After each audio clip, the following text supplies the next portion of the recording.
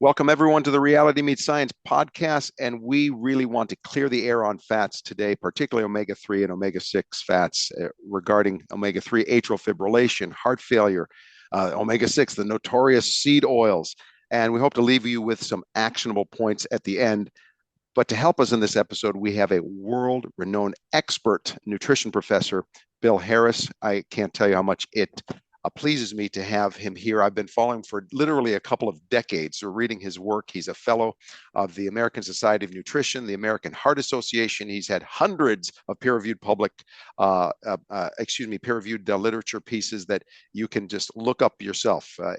Whether from Wikipedia to his official website, he is well-renowned, and it is a pleasure and honor to have you here, Bill. Thank you.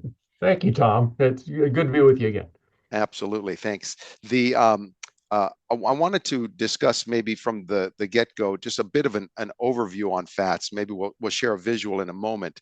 But when we focus on this confusable area of fats, and particularly starting from the polyunsaturated fats, are they not also known as essential fats or otherwise omega-3 and omega-6? And these are all essentially interchangeable and confusing people because they'll hear one of the other, let alone seed oils.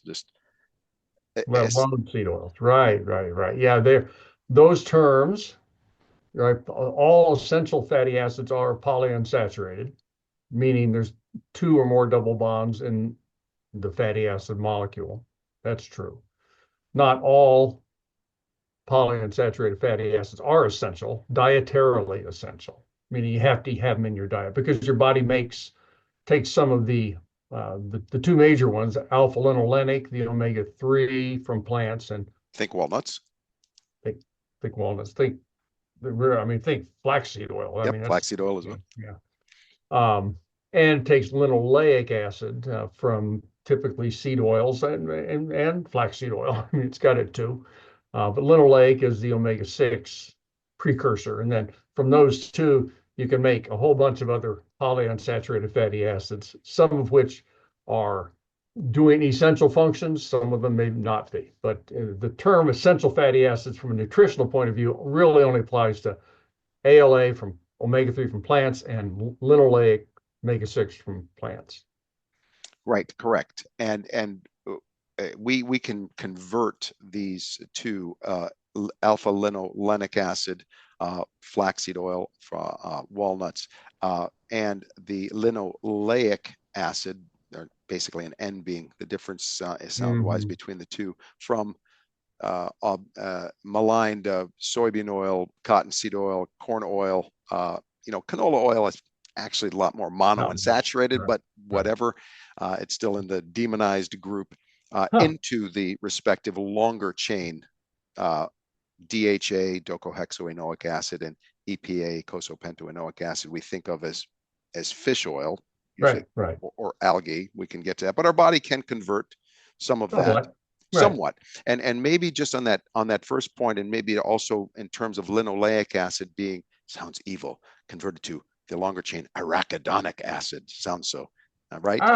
How efficient is that process when we take the plant-based shorter chain linolenic and linoleic acid and convert them into the the amount when the people have done studies, giving radioactive precursors like LA or ALA and looking how much radioactivity ends up in the traces into the long chain, it's very little, less than 5, maybe less than 1%. Very little is converted, but it is certainly a source. There's also dietary sources of arachidonic acid, so it's in our diet, meat, eggs, but animal products. And similarly on the omega-3 side, EPA and DHA, which are the long chain metabolites of ALA, they're also in our diet from animals, but fish, not land animals. So they're very parallel, but most of what drives the levels of the long chain omega-3s, EPA and DHA, is our direct intake of it. Mm-hmm. Less so on the arachidonic side. It's much more metabolically controlled. We eat plenty of linoleic, the omega-6, and the body takes as much as it needs and converts it into arachidonate, and also takes dietary arachidonate. And there's a strong metabolic control of that that's hard to mess with. Mm-hmm.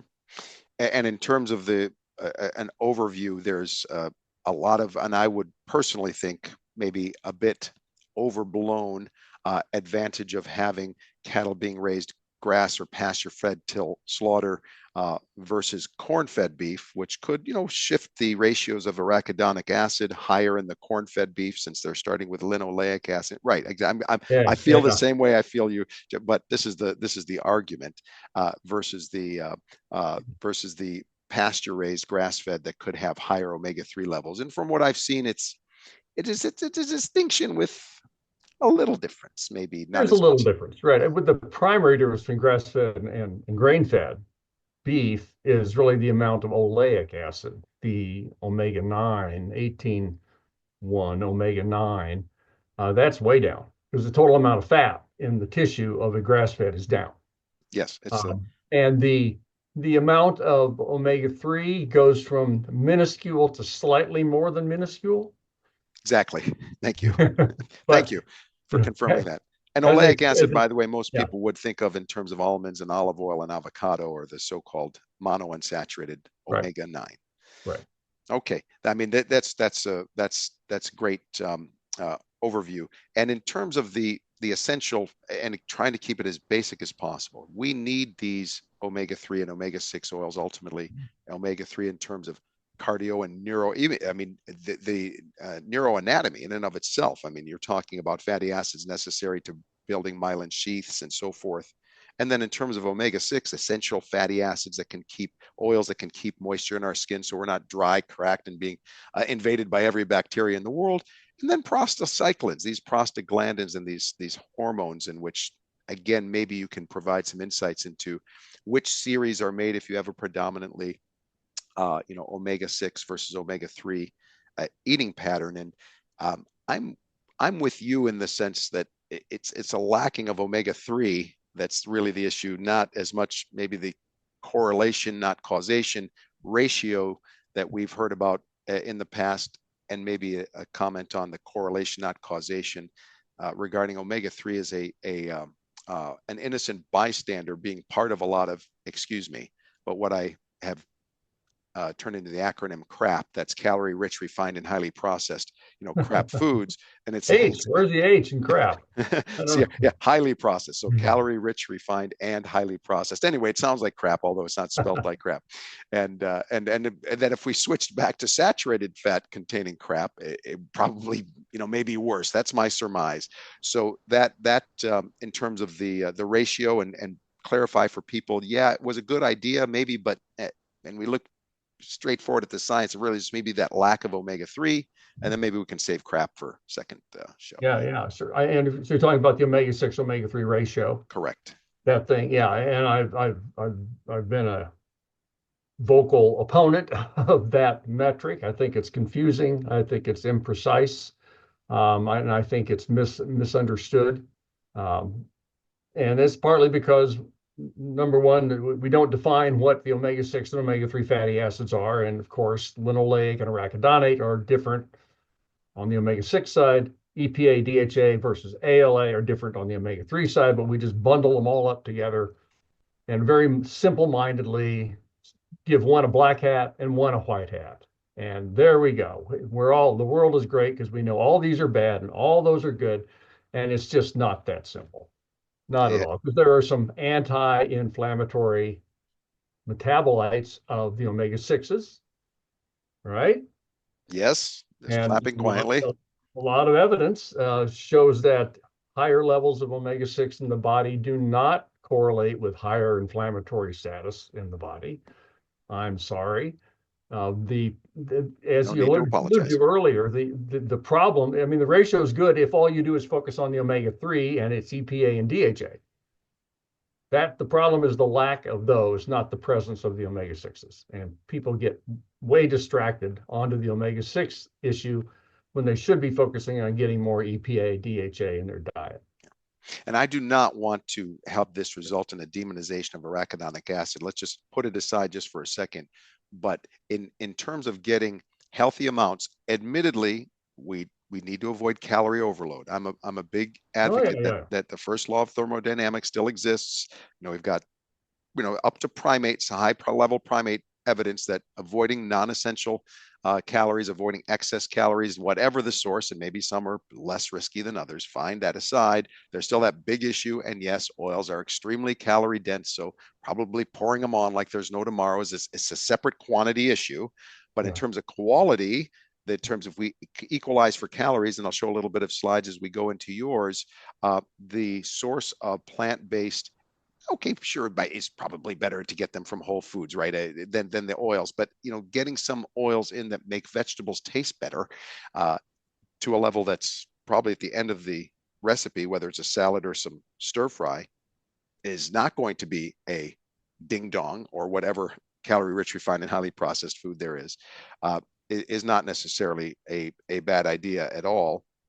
And then in terms of the omega-3, there is just a quick comment on for people who are plant pure. I'm admittedly a flexitarian. I don't have any verboten foods. I'm plant predominant, but not plant pure, flexitarian. The algae oils, as far as a source for the longer chain omega-3. Any comments in that regard if someone chooses? Yeah, they're fine. They're fine. There you go. Thank you. Same chemicals as that are in fish oils. They just start out earlier in the food chain. It's the same stuff. And when it's been compared to fish oils and on the effects on blood omega-3 levels, it's the same. Fantastic. Let's run through some of the slides, too. Some intro ones I'll give and some comment that I used at the American Academy of Anti-Aging Medicine, and then have you provide some comments, and then we'll go into some of your slides in discussing both the omega-3 and omega-6. Now, we had a discussion prior. It's not a purely correct thing to say that all artificial trans fats are banned in the United States, but some comment on how they have dropped, at least since the FDA has put a bit of a screw on them, and maybe a quick discussion of the evidence that, yeah, they were nice try to make these healthier oils more palatable and solid, but didn't work out so well. Comments on trans fats? Yeah, right. And banned is right, but that doesn't mean it really actually works. I mean, there's still foods out there. There's still trans fats out there in the food supply. In fact, the mandate was that they not be more than 1% or less than 1 gram per serving. So if you've got a food that's got a 0.5 gram of trans fats in it, now it's listed as trans fat free. Well, it's not trans fat free, and you can eat 2 servings, and then you got your full gram. So it's less. It's good that it's less, but to say it's to imply that because the government has banned it that they're gone is not reality. If you want reality science, this is reality. They're still there, but they're going down, and that's good. And there's some, of course, ruminant animals, right? I mean, when you're talking about, so maybe a quick comment on natural. Yeah, and we're talking, when they say U.S. has banned trans fat, they mean industrially produced trans fats from partially hydrogenated vegetable oils, basically, is what they mean. They don't mean they're banning beef at all, because beef has natural trans fats in it coming from the bacteria in the rumen. So that's fine. So again, there are a lot of little buts here, but fundamentally, compared to where we were in the 1960s and 70s and 80s, where there's a lot less trans fat going into our food. And these trans fats tended to do a double whammy, right? Increasing LDL particles while decreasing HDL particles, which, to make a long story short, is not a great combo. Not a great combo, right? Exactly. All right, let's see here. Now, as we'll get into this more later, but just one example of many papers that Professor Harris has been the lead on. And of course, we have Darish Mazafarian and many other, Larry Appel, we've had a chance to interview him along with Frank Sachs more on the DASH diet as the founders of that in the previous episode. But at the end of the day, you put together, and we'll dig into some of your slides as well, a set of luminaries that really deep dove into omega-6 and it's associated with cardiovascular disease, because a lot of people are saying, well, this is going to inflame your arteries, and by the way, when you cook with it, it's going to turn into trans fat. These are two different things: reduction versus oxidation. And maybe just at least your overview on this, as we'll get into a little deeper with your slides, on this assessment that was a scientific advisory from the AHA, of which you're a fellow of, on omega-6 fats. Right. And I think the bottom line is here, it's, I mean, the evidence, if you just take an impassioned look at the evidence, higher levels of linoleic acid, the far and away the primary omega-6 in our diet and in our blood and in our bodies, higher levels of that are associated with better health outcomes. It's unrefutable. And so, like the last sentence of this conclusion, to reduce omega-6 polyunsaturated fatty acids, linoleic, intakes from their current levels would be more likely to increase than to decrease risk for cardiovascular disease. And so don't do it. But people are dead set on eating as little LA, linoleic acid as possible because they're scared to death of it because of the social media screamers that it's bad, but it's not bad. I mean, if people would just look at the evidence, which we'll look a little bit at it a little bit later, it just is not true, the things that are being said about it. There's so many assumptions that are being made in the background of those people that don't like omega-6 that they rarely address out front.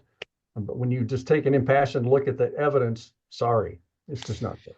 So let me admit my way back decades before I started really listening to you, and I'm not. It's just it was what it was. It is what it is. I'm not trying to impugn Dr. Sears, okay? But I read the Zone Diet way back when I just got out of residency, and I'm like, okay, so he gave these very limited section of the mechanisms of omega-3 and omega-6. As you got to learn, as you just mentioned, it's not just the inflammatory, myopic, one little issue of which series of prostaglandins is made. You go beyond it. Actually, arachidonic acid is helping calm inflammation and maybe help when you need it, because you do need some inflammation when you're injured and etc. and infected, and then it helps calm it down.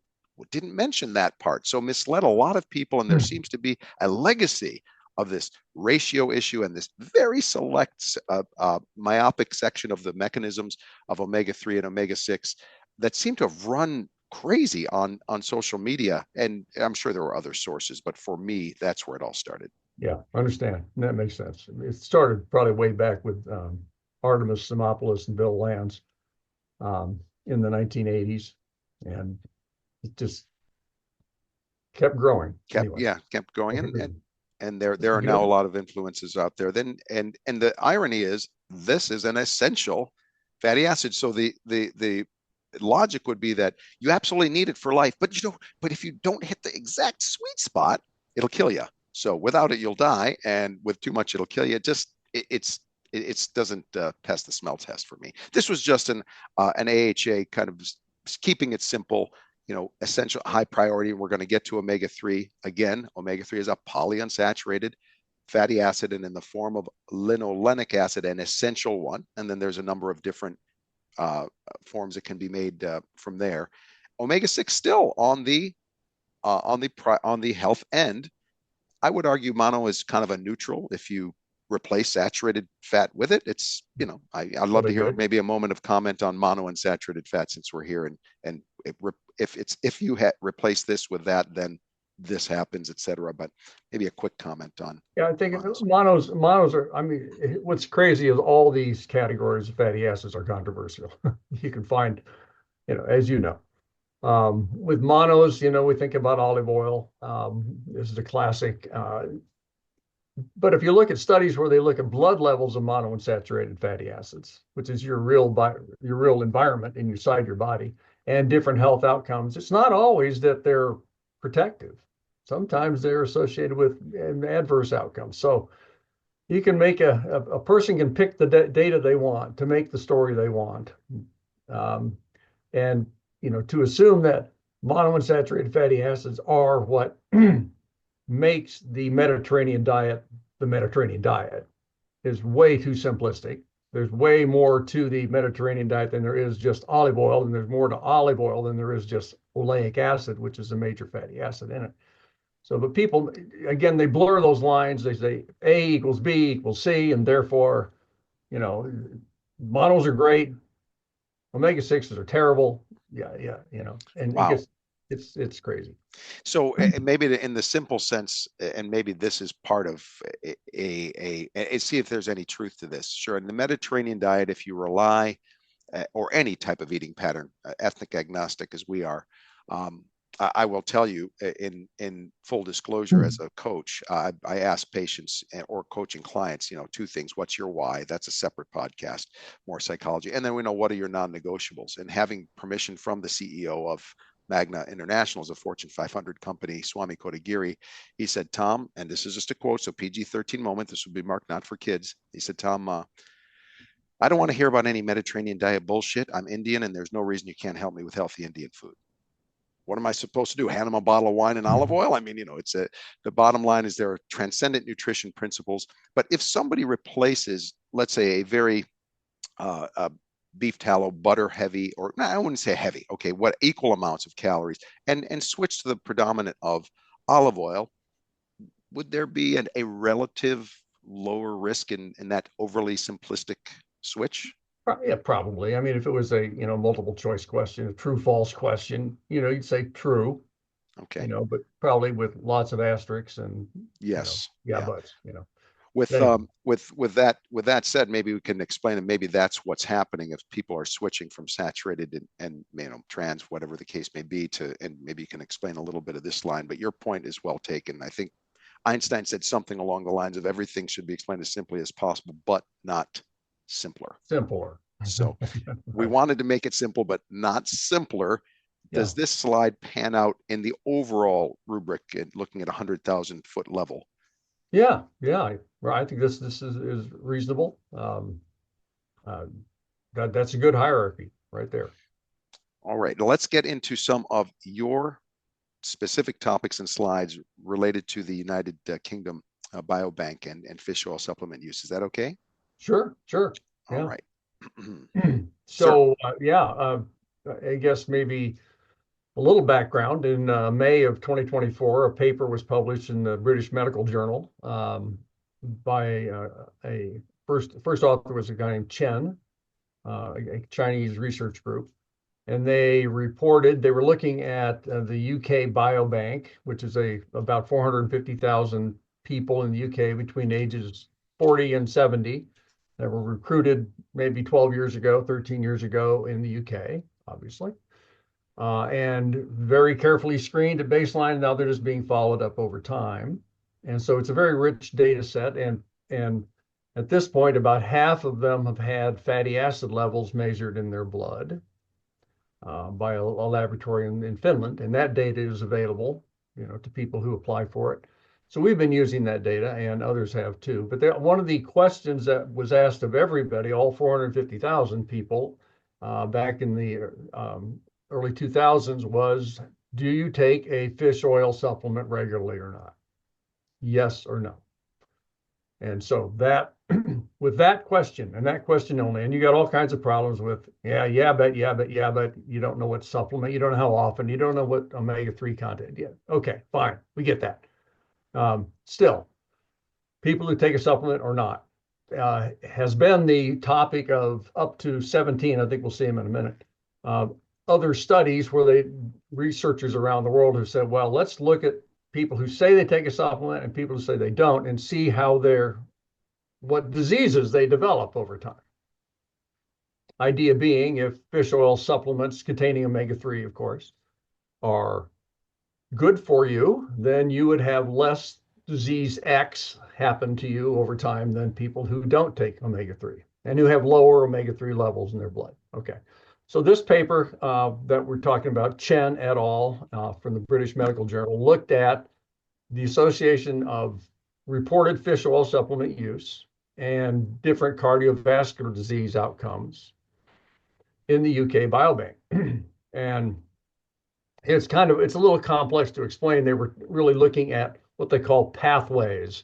So going from healthy, quote, are you not having cancer, not having heart disease? That's healthy. Well, you can not have those two things and not be very healthy too. But put that aside.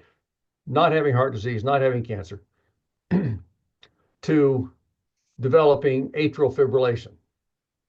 That's one pathway. Or to developing atrial fibrillation and then a heart attack. That's another pathway. Or developing a heart attack and then dying. That's another pathway. There's 15 of these different pathways they looked at. And what they found was that there was no difference in 9 of these pathways for people who took fish oil supplements or not. Okay. No relationship. That's not good, not bad. Don't worry about it. There were better outcomes, meaning that fish oil supplement users had lower risk for developing certain, like in this particular graph, you go to the far right side of this graph, the green bar going down, thank you.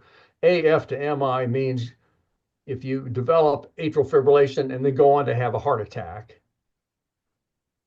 those people had lower risk if they were taking fish oil supplements for that pathway. Or the next one, moving to the left, CHF to death, meaning people who had congestive heart failure and were taking fish oil supplements were less likely to die.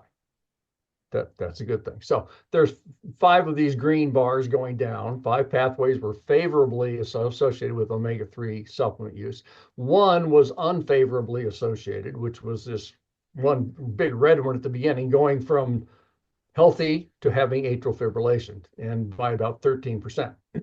So this has been controversial, obviously. This got so much press because the headlines that were always taking fish oil supplements increases your risk for heart disease. It was just that simple. And it just showed up everywhere from lay press to medical press. Yeah. And so this obviously attracted my attention because I thought after years of looking at fish oil supplements and health, it's almost always going the right direction. It's beneficial. And for full disclosure, I take one. Yeah. So exactly. And so the press did not emphasize the 5 favorable associations. They only emphasized the 1 bad one. So of course, there's, fish oils are like the 3rd or 4th or 2nd most common supplement used in the world. So when this news gets out, it causes great concern. Duh. Right. Naturally, inflammatory, not inflammatory in the body, but inflammatory emotionally. Things like this come out. And so we paid attention to it. I thank you for dropping your mouse over that red thing. There's a difference between relative risk and absolute risk. You've probably taught your people about this many times. Yes. But we'll do it again here. If you look at the bar graph, the red bar goes up to about 13% difference. So there's a 13% relative risk increase.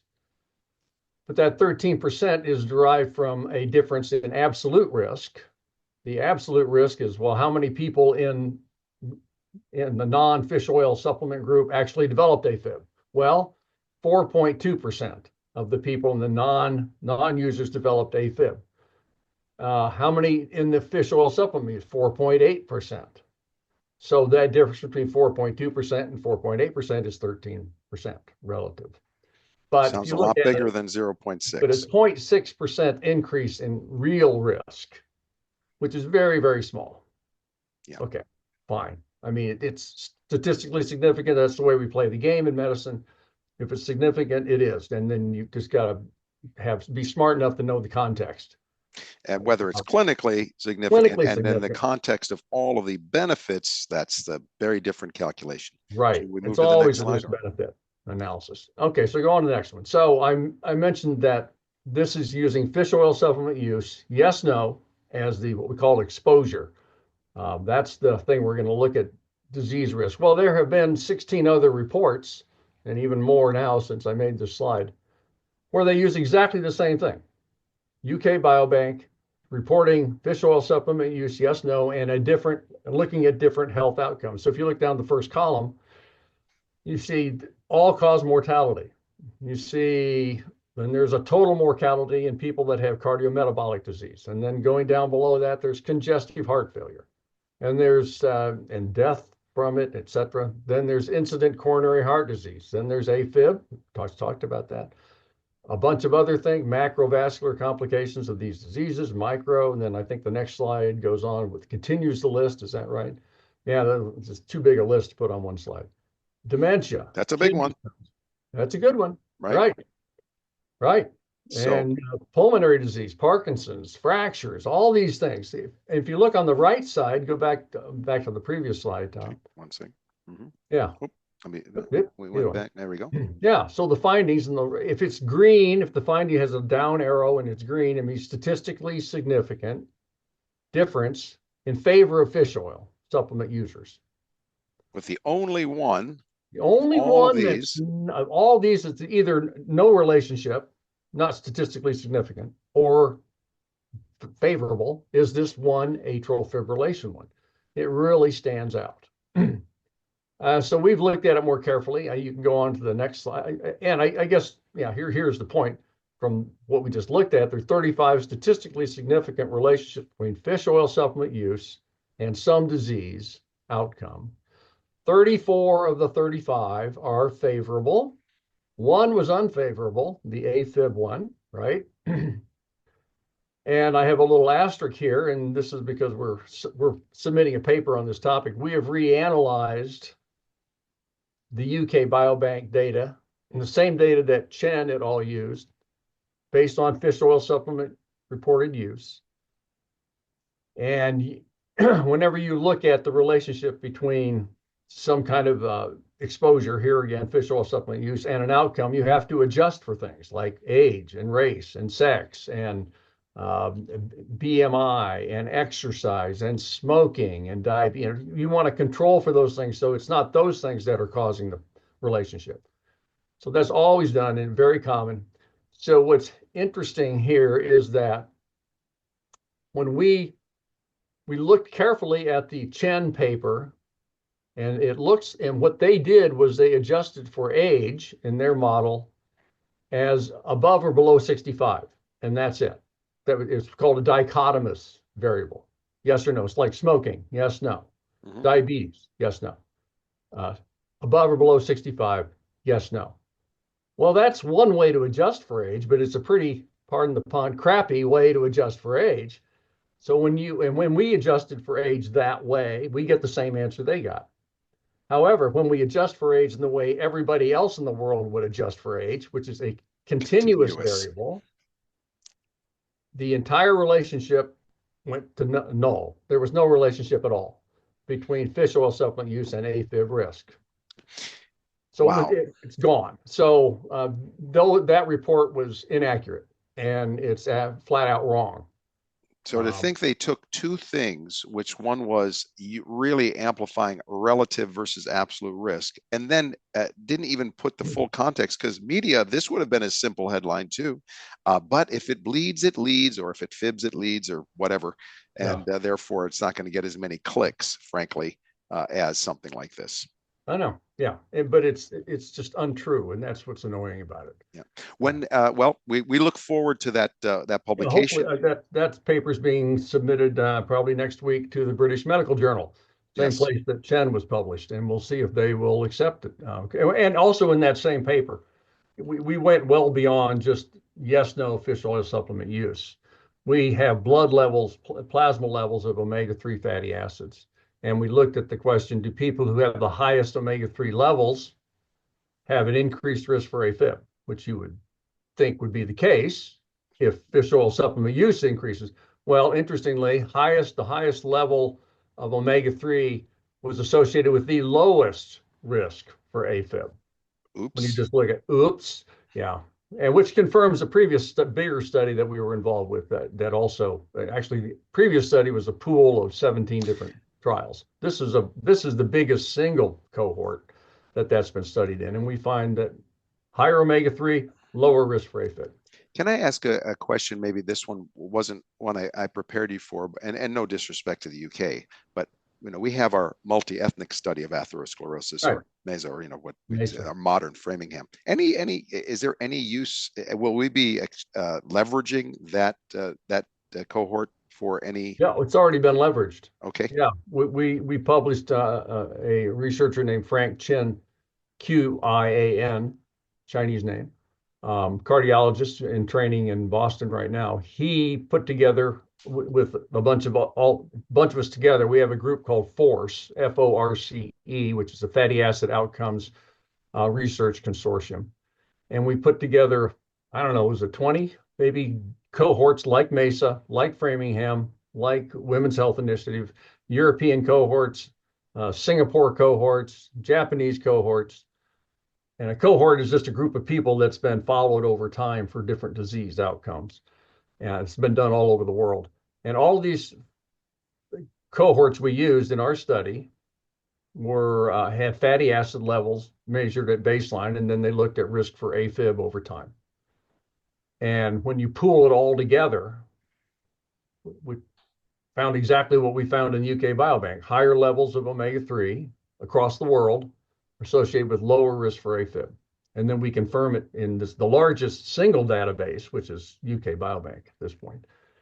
So that's the story. There's no association with fish oil supplement use and AFib, and an even better marker of omega-3 exposure than whether you take fish oil or not is your blood level of omega-3. And that's the best predictor of lower risk for AFib. So the question about omega-3, high dose omega-3, pharmacologic dose of omega-3 in patients with cardiovascular risk factors already, which is where this little AFib thing popped up in clinical trials. That's a separate question from the vast number of people in the general population who just want to eat more fish or take fish oil supplements to reduce for heart health. And it still is heart healthy, despite what the headline said. And if you don't mind, since you mentioned it, if you say it, we want to explain it. Give us a little bit on the measuring, and feel free to discuss your RBC omega-3 index as far as that goes, because now people are going to want to know, oh, well, how can I have myself measured? Yeah, titrate right. My So lifestyle. We developed a blood test about 20 years ago now called the omega-3 index. And we can do it on a drop of blood from a dried blood spot that you collect at home and mail in through the mail, or we can do it on a regular tube of blood. But it measures the amount of EPA and DHA in red blood cell membranes. So we like to look at omega-3 not so much in the plasma, because that can vary kind of with what your supplement use or your fish consumption. But the red blood cell is a much more stable long-term marker, and the omega-3s find their home in cell membranes. And so we find throughout the body. And so we wanted to pick a cell that's easy to get at, which is a red blood cell from any blood draw. And we measured the omega-3 EPA and DHA level as a percent of the total fatty acids in the red cell membrane. So they typically run somewhere from a low of 2% EPA and DHA of the total fatty acids up to 10, 12% of total fatty acids. That's the range of across humanity. We think anything 8% and above is a great target for the omega-3 index. But about 95% of people in the US and probably just Western cultures have an omega-3 index that's below 8%, commonly around 5.5% in the US. And that marker is what we use to recommend to people that they're too low in omega-3, they need to increase their EPA and DHA content. So that blood test gives you an objective look at your test and at your omega-3 status. Yes, and you mentioned something really important, that you're using red blood cells that have basically live about 120 days, as opposed to just plasma where you could have in the last day or two or whatever adjusted your level to look good. I don't want to compare this to an A1C, but I'm trying to think of an analogy. It gives we always compare it to A1C. Oh, well, there you go. Thank you. So in other words, it's more stable. If you get one checked and it's at, let's say, 3.5%, don't go back and check in a week. Change your lifestyle, give yourself a chance, maybe check it 3-4 months later. Right. 3 or 4 months later, after you've made your change, then it'll be at a new steady state. Exactly. And then you know where you're at. Yeah. Okay. And so just that's that story. Golly, we just jumped into that, didn't we? Okay. Well, it's okay. Real quick though, where people are going to want to know where can they go? What website?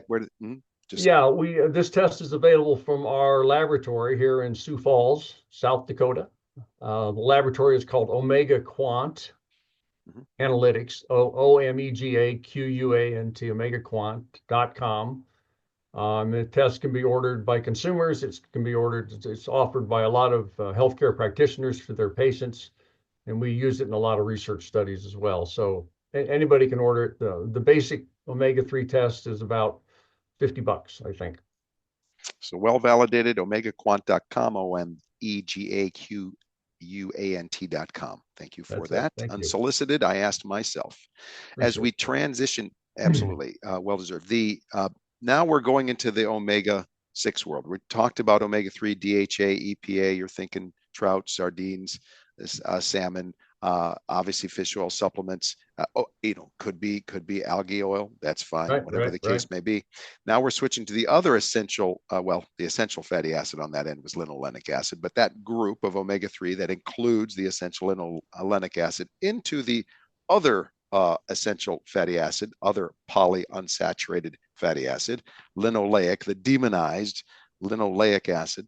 And sir, please take it away here. Yeah. So this is back to, I don't remember when the American Heart Association statement on omega-6 was, maybe 10 years ago. Still stands. We wanted to do a bit of an update on that question, looked at the beneficial effects of linoleic acid for cardiometabolic health. So it expands. When we say cardiometabolic, we're also starting to dip into diabetes, metabolic syndrome, and that side, as well as cardiovascular. And so a group of us, all experts in fatty acids. None of us really have a horse in the race for linoleic acid. Nobody's selling a supplement of linoleic acid. That doesn't exist. You don't need it. It's in the food, but just don't take it out of the food. That's the point. So we reviewed a variety of things. I think the next slide gives one quick summary. And this is a table from that paper. It's a summary of FORCE. I mentioned the FORCE Coalition, a group of multiple cohorts that look at fatty acids and related risk. And we've looked at linoleic acid in the blood as well as omega-3. So we have interests across the board. So linoleic acid and ARA is the arachidonic acid, also blood levels of these two. So we're not dietary reported intake. And just to be clear, body can convert linoleic acid or short chain into longer chain, or you can eat the arachidonic acid. Either way, these are both omega-6 polyunsaturated fats, correct? Correct. Okay. And so the table below, it says the outcomes on the left, meaning this is the disease that we're interested in, and whether this developing this disease over time is related to the levels of linoleic acid, LA, or ARA, arachidonic acid. And what we find, first of all, if you look at CHD total, means coronary heart disease, there's a negative 6%, a 6% lower risk when you compare the across the range of omega-6. The higher the levels of omega-6, lower risk for coronary heart disease. This was not statistically significant. It was almost, so it's not bold, but it's obviously in the right direction. It's favorable. Arachidonic acid, just a 1%, there was virtually unrelated. Essentially, that's like zero. There's no relationship between arachidonic acid levels and risk for CHD. That was a smaller study, earlier study. The next one is CVD, cardiovascular disease. So that's heart disease and stroke. And we found here a statistically significant 7% reduction. Again, higher, every one of these is negative. Negative means higher linoleic, lower risk for the disease. We'll go down the LA pathway here. Fatal cardiovascular disease. So total cardiovascular disease includes fatal and non-fatal events. And fatal, obviously, you're dead from cardiovascular disease. And 22% lower. I mean, that's huge. 22% lower risk comparing the highest levels of linoleic in your blood to the lowest. It's really hard to say, oh, well, omega-6 is really bad for you, because look at this. Wait a minute, 22% lower risk? Do you got RFK's cell phone number? Yeah, no kidding. Maybe I'll have a chance to chat with him. Please, I hope so. Okay, go on. Ischemic stroke, same thing, 12% lower risk for ischemic stroke, and type 2 diabetes mellitus, T2DM. Diabetes, 35% lower risk for developing diabetes. if you're in the highest omega-6 linoleic group. And on the Right. right-hand side, arachidonic acid, the much aligned, much hated arachidonic acid is not significantly related. Differences in arachidonic levels are not related to risk for any of these diseases. So, and they're all negative, Yep. inverse, but just not statistically significant. So there's just no data here that would say higher levels of LA or ARA are bad for you for these major outcomes. So when you really hone in on this issue, uh, what we're, I think what we're trying to say here is don't blame the LA for taking a food through a process of becoming calorie rich, refined, and highly processed. That's a guilt by association issue we need to get rid of, replacing LA with a saturated fat rich product. You might not get what you wanted. You could just end up cranking up in the wrong direction. And of Right. course, it's not going to make up for the fact that it's calorie rich, refined, and highly processed to use a seed oil in and of itself. But it's going to, let's call it at least less bad in that context. But the context in which we want to emphasize are really more whole seeds, whole nuts, whole foods, and then some oils that are used in the right caloric portions to help vegetables taste better in a bean-based dish, etc. Obviously, we don't want people to calorie overload, but is that a reasonable kind of Yeah. summary of? Okay, Yeah. I think the whole seed oil thing, and I guess we'll get into it in a minute, is just excuse me. um, it's guilt by association. Yes. And don't just because the company it keeps is bad doesn't mean the LA is bad.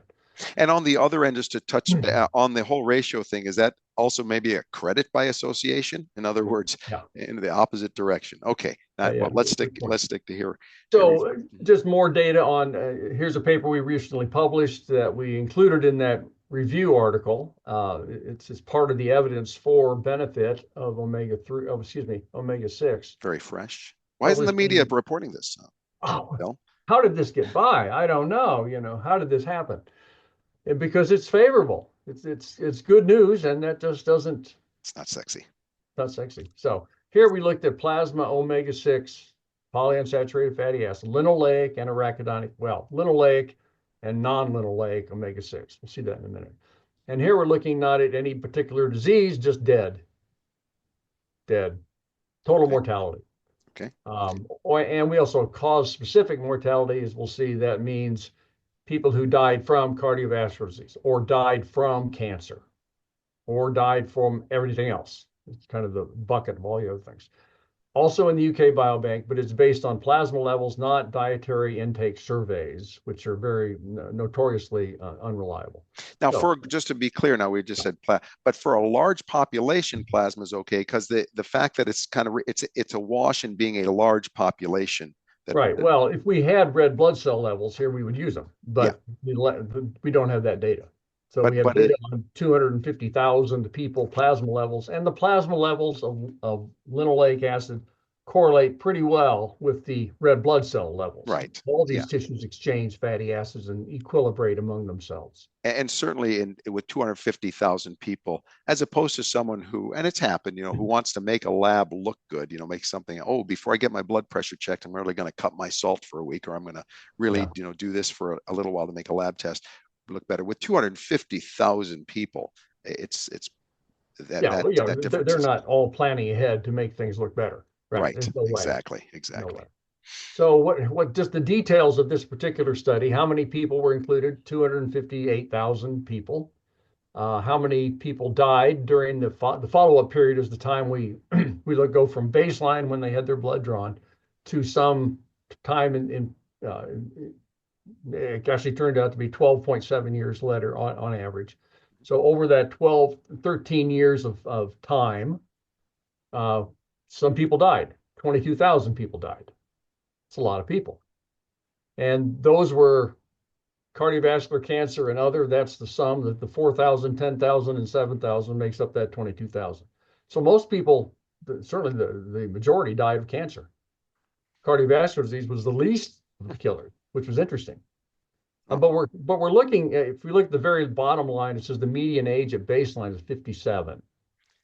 So that puts them So, more in that time period in life where cancer would be more predominant than cardiovascular disease, but still a huge. I mean, yeah, that's yeah. So, but you're looking, if you're starting at age 57 on average and you're looking 13 years, we're looking at death between mid 50s and 70. Well, that's premature death. I mean, the average death, for women is like 78, the average lifespan, and for men it's like 74, 73, something like that. So these are people that are dying before age 70, by and large, on average. So this is kind of premature death. I would say preventable death, but in any event, those are details.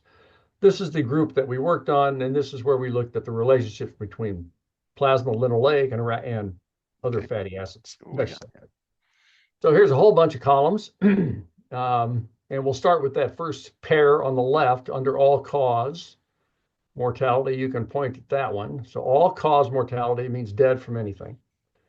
And if the first 5 columns there, they're under the title of LA, meaning we're talking about linoleic acid levels and all cause mortality. Very good. And that one right there is our reference group. That's the people who had on the 20% lowest linoleic acid levels in the group. So we rank people by how high their linoleic acid levels are. We split them into 5 bins, 20%, 20%, 20%. And then we look at the risk for death over time as in each of those groups. And we see that the higher the linoleic level is, the purple line on the column on the far right, those people had the highest linoleic acid levels and they had the lowest risk. It lines up with about 0.8 on that left axis, which means a 20% lower risk for death from any cause compared to people with the lowest omega-3 levels. And it's very dose dependent, which is omega-6. Just to LA. yes, omega-6, yeah. Linoleic acid. So higher linoleic acid dose dependently associated with lower risk for death. Oops. Now let's just skip and go over to the cardiovascular, cancer, and other, in those 3 things. And if you look at the first set of columns in each of those diseases, you see the same trend. Higher linoleic acid if you look in the LA column, for cardiovascular disease, lower risk of death, comparing the highest to the lowest. Next one is cancer. The same thing, higher levels, lower risk for cancer. And then other is all other causes of death combined, very same thing. So across this wide spectrum, higher levels of linoleic acid are always associated with lower risk for death. Now, in the UK Biobank, we'll look at these other columns. They don't provide any more detail. They don't provide arachidonic acid levels.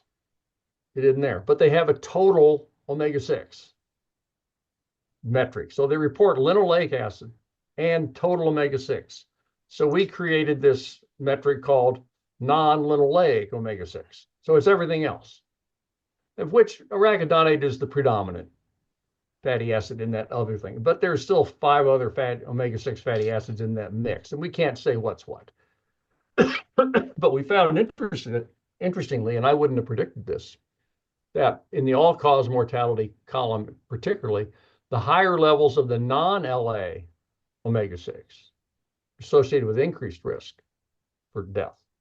That's worthy of further exploration. That doesn't play out for cancer or cardiovascular disease. They're not significant. But in the other causes of death, that's where that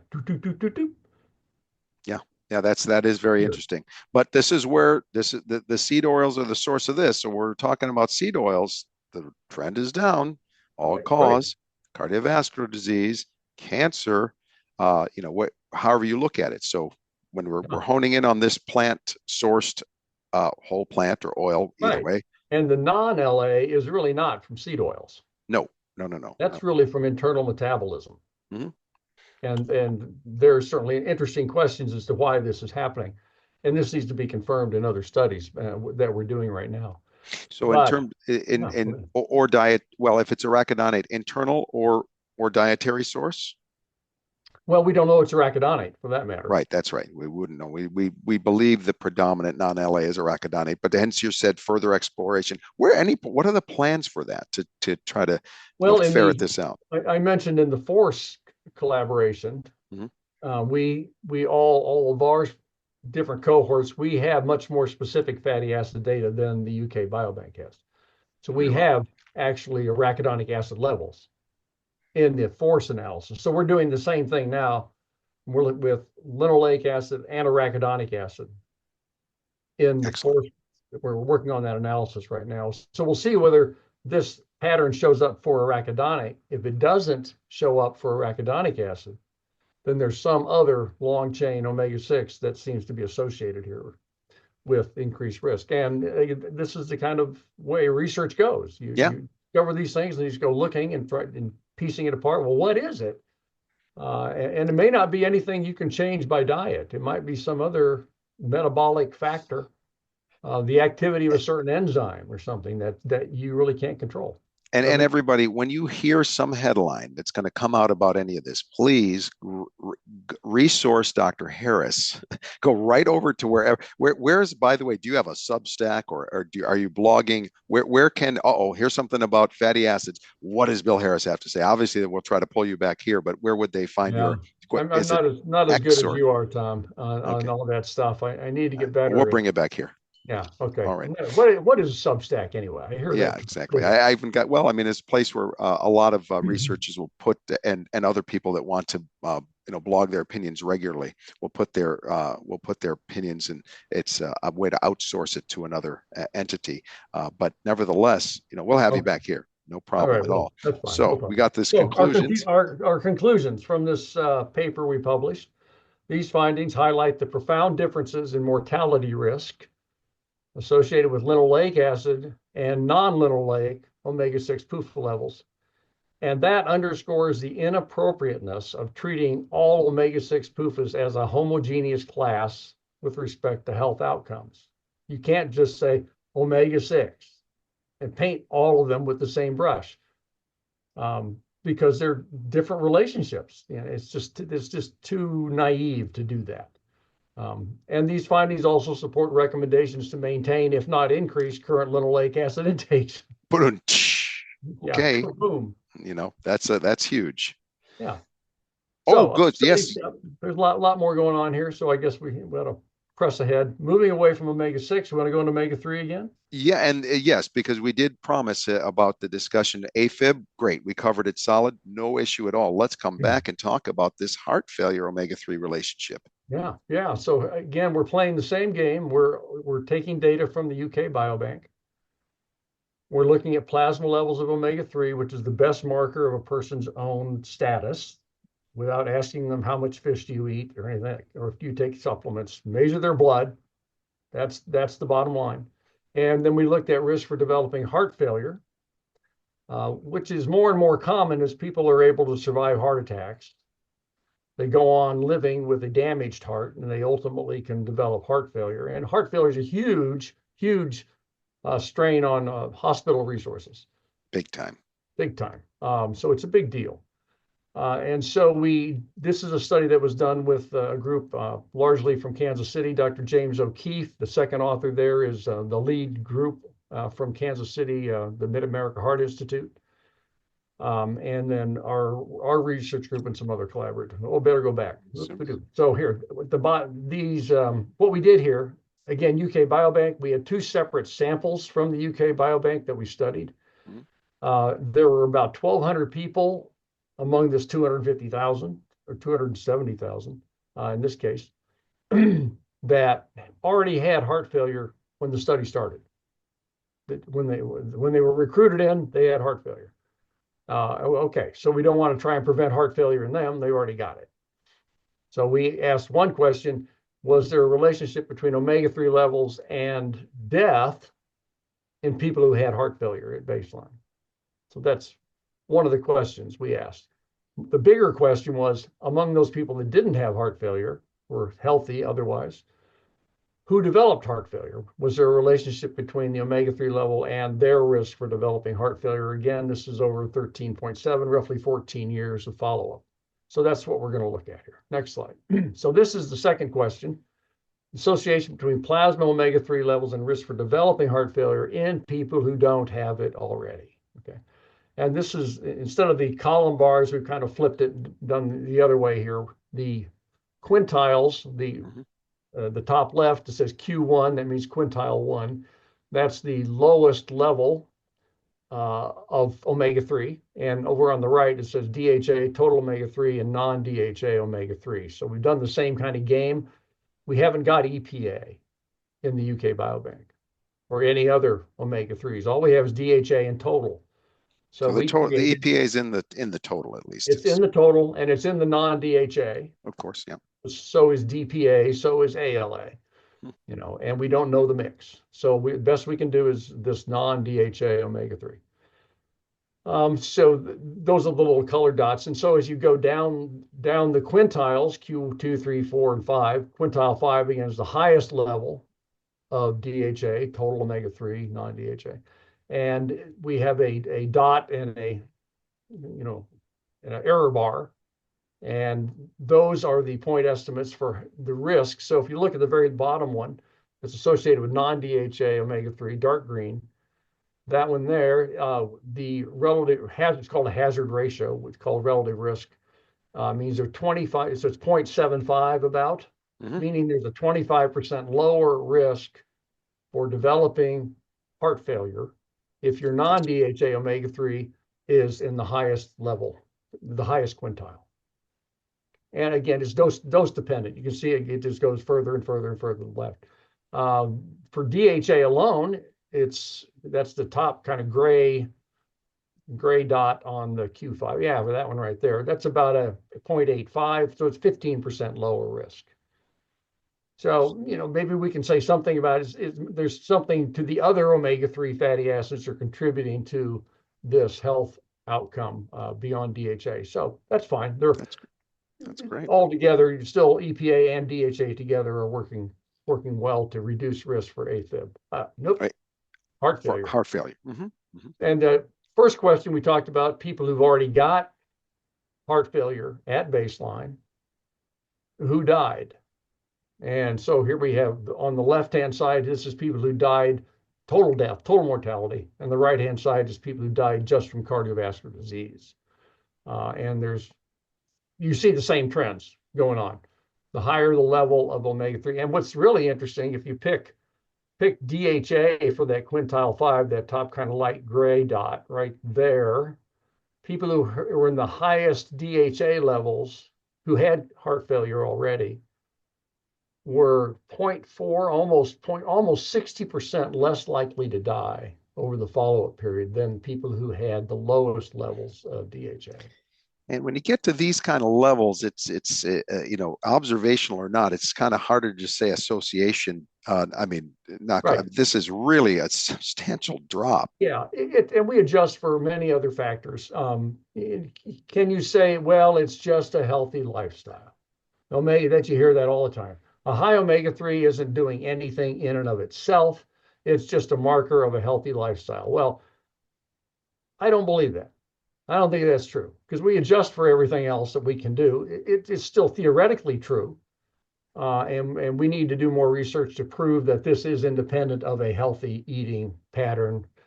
We adjust for intake of levels of other omega-6s, for example. This is independent of omega-6 levels. And it's independent of physical activity, of smoking, of body weight, of age, of sex, of race, any of that stuff. So nobody's going to do a 10 or 12, 15-year randomized trial with a placebo with omega-3 to test effects on any outcome. They're just too expensive. They're impractical. So you're never going to have it. And so you have to depend on observational data for long-term effects of a nutrient, not a drug, nutrient on health. And that's why we put all our eggs in this basket. Well, I mean, it's obvious. I disclosed already. I take a supplement, and I'm one that believes that omega-3, DHA, EPA, that it's around a gram a day. I admit if I eat some salmon or trout, I may skip a day or two. But the point really is, I think you have to be careful about where you're going to put your bandwidth in terms of supplements. I have learned in my past of taking, I think, far too many that were just distracting me from doing other more important things, lifestyle wise. This is one that stays in my regimen. That's just me, right? We are, we're experts here talking to you through a social media channel. We're not your licensed healthcare providers. That's who you're going to talk to about all this. We hope to provide you education information for an informed discussion with your licensed healthcare provider. That being said, maybe a bit of a comment though on what did you think about the VITAL trial? Now, obviously, VITAL, mixed D3 with a type of Omicron, I think, or Lovaza is what it was called. What were your thoughts around that? There were some positive findings. In fact, I don't want to plant any thoughts in your mind about VITAL, but that randomized control trial of D3 and Omega-3. That was 25,000 people free of heart disease or cancer at baseline. Great trial. And they gave either 1 gram of Lovaza, which is 840 milligrams of EPA and DHA. So pretty low dose these days, but not bad. Like probably 5 times higher than the average intake. So that's not bad. And they gave them vitamin D, 2,000 units, I think it was. Both or neither, and followed them for like 5 years. Great study design. They found the statistically significant benefit of the omega-3 on several individual cardiovascular outcomes, especially in people who reported no fish intake. Good sign. But when they reported their overall results, of course, what they use is a composite endpoint. So they add 4 or 5 different outcomes together, and some of those outcomes were not affected by omega-3. Some of them were. But in the end, the ones that were not washed out the effects of the good ones. So at the end, they concluded no effect. I know it was secondary analysis, et cetera, but wasn't there a particular benefit in, maybe I'm wrong, so correct me, in African Americans? Right. It's just the sample size is so small. So now I think they're trying to do a targeted omega-3 supplementation study in African Americans because they got a pretty strong signal that there was a benefit for them per se. So these are secondary analysis. And they always lead to further questions, which is what they should do. And that's good. But to say that the VITAL study gave no support for omega-3 is just not true. Yeah, I agree. And what I think one of the ultimate issues is what we're trying to make sure we have not spread like wildfire, some harm. At least I'm very confident in stating that, and that in my opinion, once we really ferret all of this out, you're going to likely benefit. And that if you want to test to be as objective as possible, you know where you can go to omegaquant.com to have your level checked. Right. That's excellent. Thank you for that. But didn't prepare you for that question. Well, that's interesting. Hey, so this is wow. Did we make them through them all? Yes, we did. All right. Dr. Harris, Professor, you are the resource that I go to, and there obviously you're working with a lot of people. We saw them in all the studies, but you really are a if you will, excuse me, but final distillation of truth as best we know it when it comes down to this topic. Little piece of this topic, maybe at least that's what I study. You've earned your stripes. Decades of published, peer-reviewed research. You really helped us help people find where reality meets science on this topic. I hope people find this calming who are watching it. We'll bring you back when there's further, if you're willing and you have the time. This has been absolutely a fantastic experience, and I truly appreciate you and everything that you're doing. Enjoyed it, Tom. Thanks very much. My pleasure.